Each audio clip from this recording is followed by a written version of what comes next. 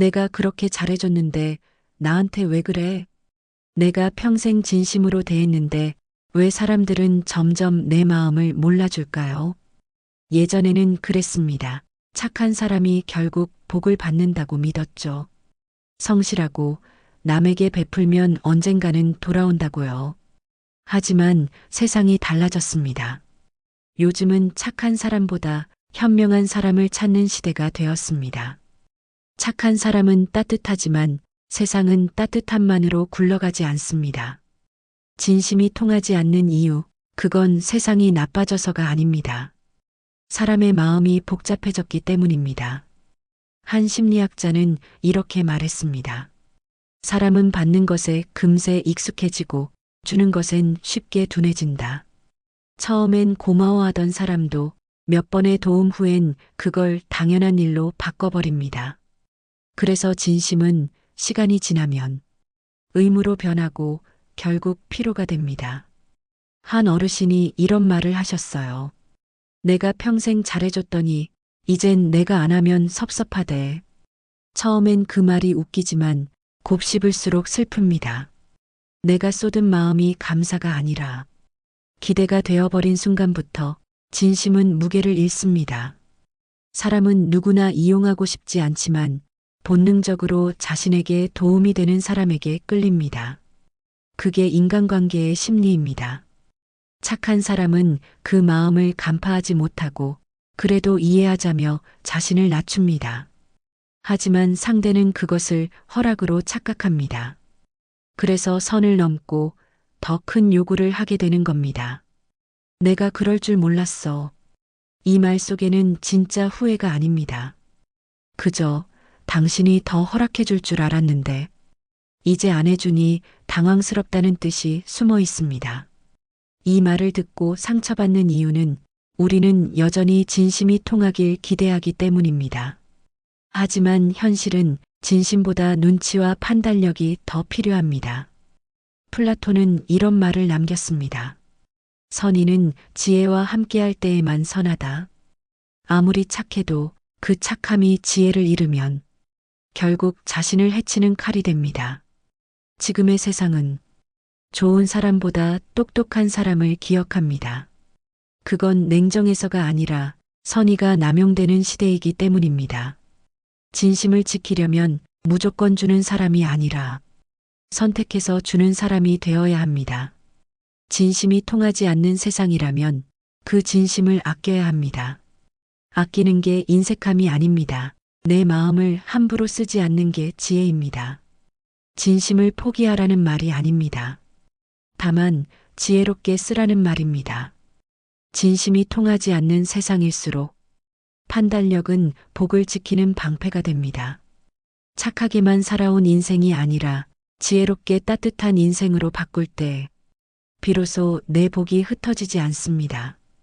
지금부터 복이 떠나는 사람들의 공통점 그리고 그 복을 되돌리는 지혜에 대해서 이야기해 보겠습니다. 구독과 좋아요 부탁드립니다.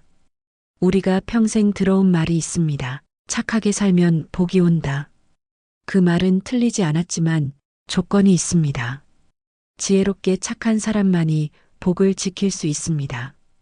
그런데요, 이 세 가지를 반복하면 아무리 좋은 마음이라도 복이 서서히 떠나버립니다. 첫 번째, 거절을 못하는 사람. 착한 사람의 공통점이 있습니다. 부탁을 받으면 망설이지도 못하고 그래, 내가 해줄게 라고 먼저 말하죠. 왜일까요? 거절하면 죄 짓는 것 같고 상대가 서운해할까봐 두려운 겁니다. 하지만 거절하지 못한 마음은 결국 나를 지치게 만듭니다. 한두 번은 괜찮지만 그게 쌓이면 주는 기쁨이 아니라 억지로 주는 피로감이 됩니다.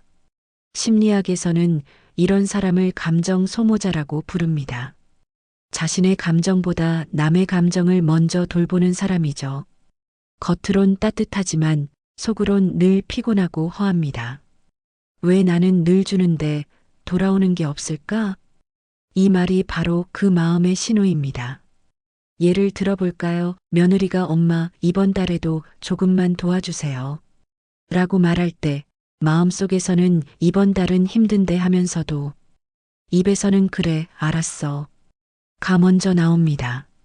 그 순간 복이 빠져나갑니다. 내가 원하지 않은 일을 억지로 할 때 복은 머물지 못합니다. 진짜 지혜로운 사람은 거절할 줄 압니다. 이번에는 내가 좀 어려워. 미안하지만 이번엔 힘들겠네. 이 짧은 한마디가 당신의 복을 지켜줍니다.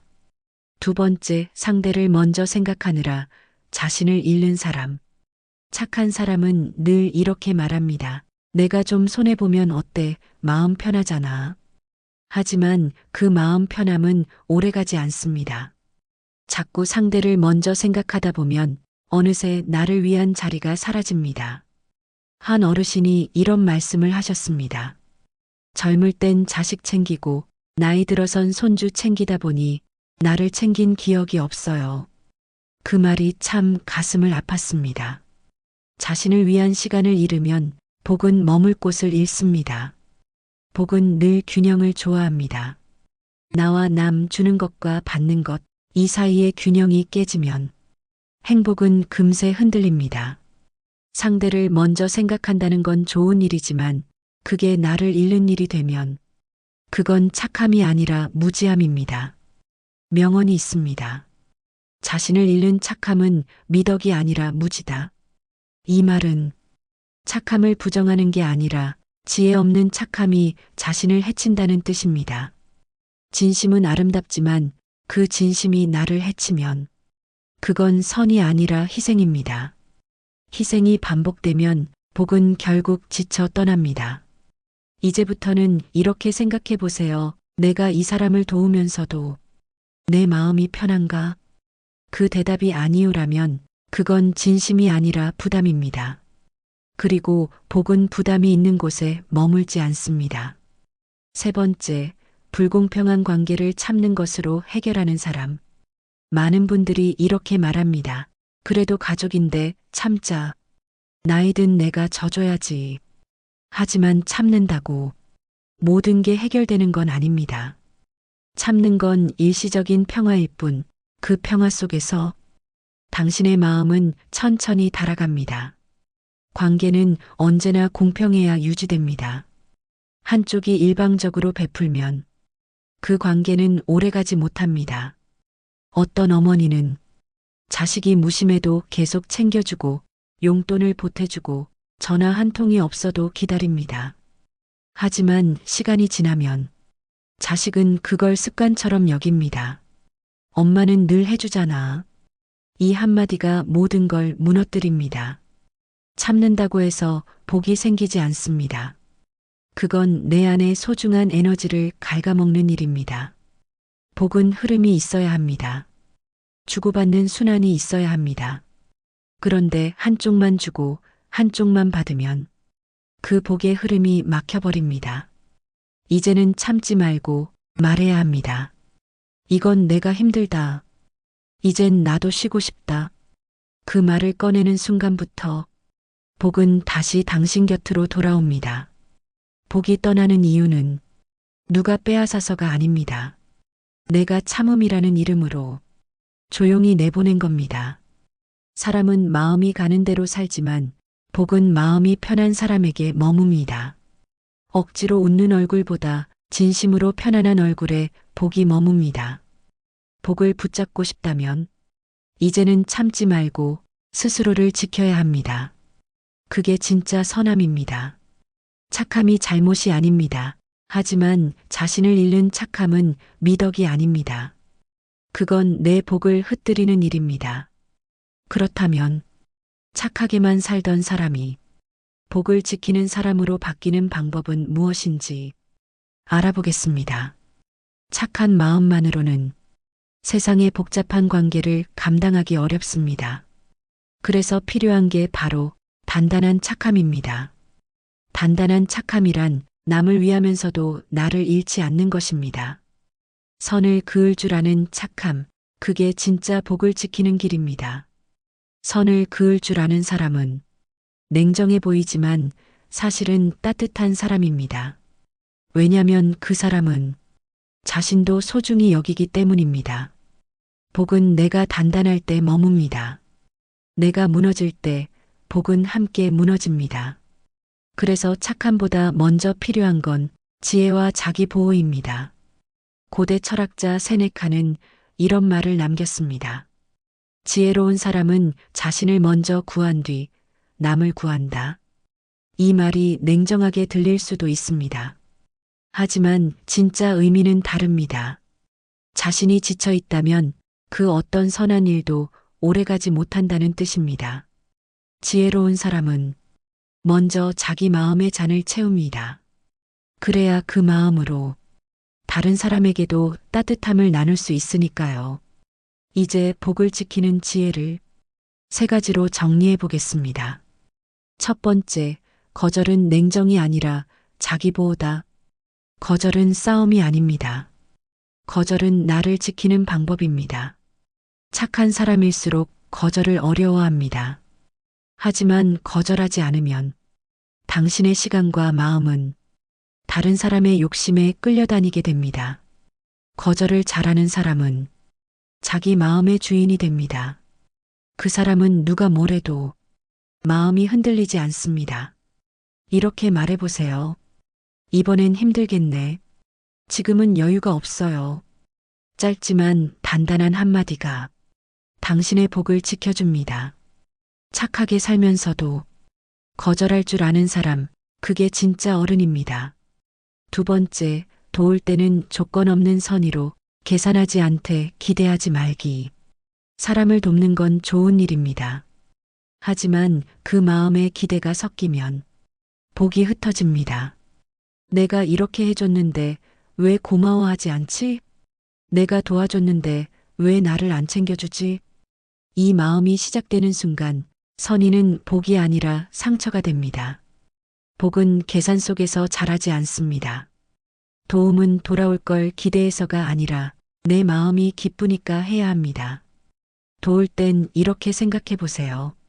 이건 내가 하고 싶어서 하는 일이다. 그렇게 하면 결과가 어찌 되든 후회가 없습니다.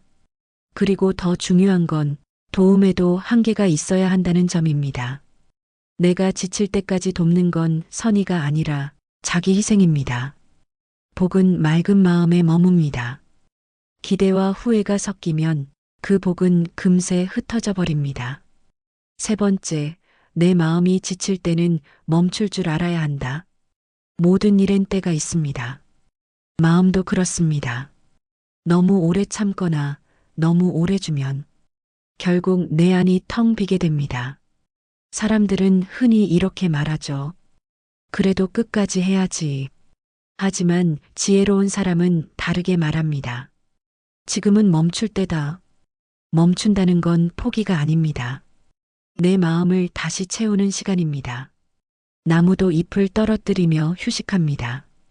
강물도 고요하게 흐르는 순간이 있습니다.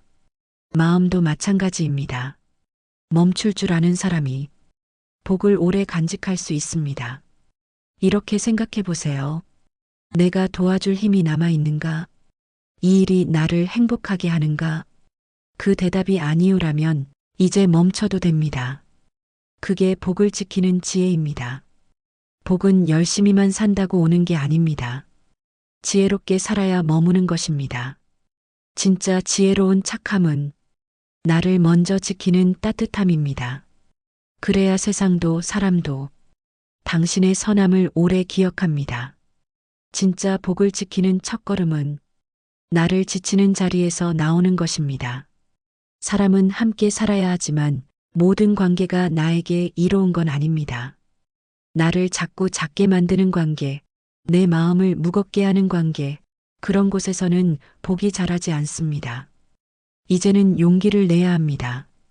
이 관계는 이제 나에게 맞지 않는다. 이 한마디가 당신의 복을 다시 불러옵니다. 나이가 들수록 복을 지키는 방법은 단순해집니다.